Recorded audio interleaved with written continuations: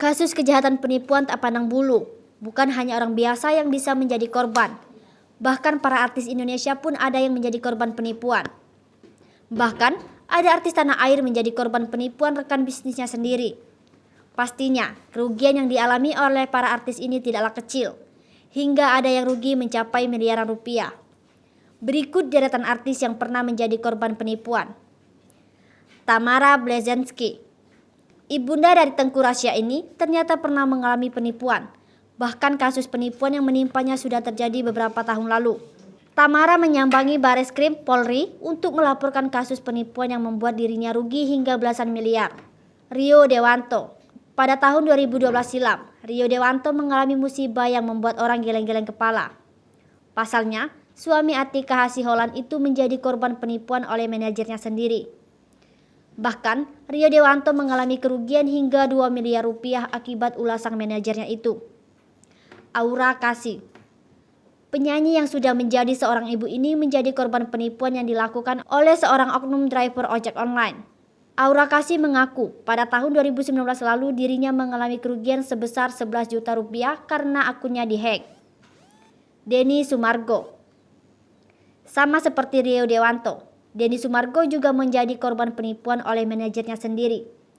Denny melaporkan mantan manajernya, DA, ke Polda Metro Jaya. Bahkan artis sekaligus YouTuber ini mengalami kerugian hingga ratusan juta, yakni sekitar 739 juta rupiah. Zaskia Gotik. Pedangdut Zaskia Gotik juga menjadi artis yang menjadi korban penipuan. Artis yang sedang mengandung anak kedua ini menjadi korban penipuan saat melakukan transaksi belanja online.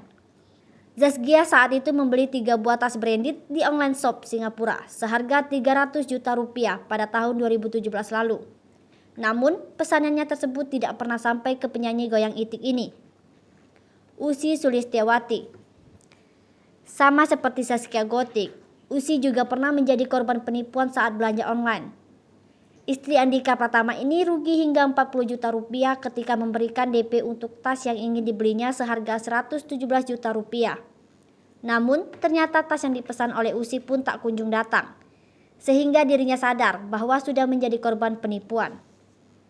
Jessica Iskandar. Baru-baru ini, Jessica Iskandar melaporkan rekan bisnisnya sendiri yang bernama Steven ke pihak berwajib. Istri Vincent Verhaak dan Steven merupakan rekan bisnis penyewaan mobil mewah di Bali. Jessica pun mengalami penipuan dengan jumlah yang fantastis, yakni uang tunai hampir 10 miliar rupiah dan 11 mobil mewah.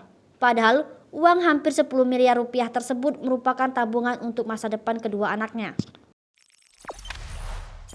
Jangan lupa subscribe, share, komen, dan like ya.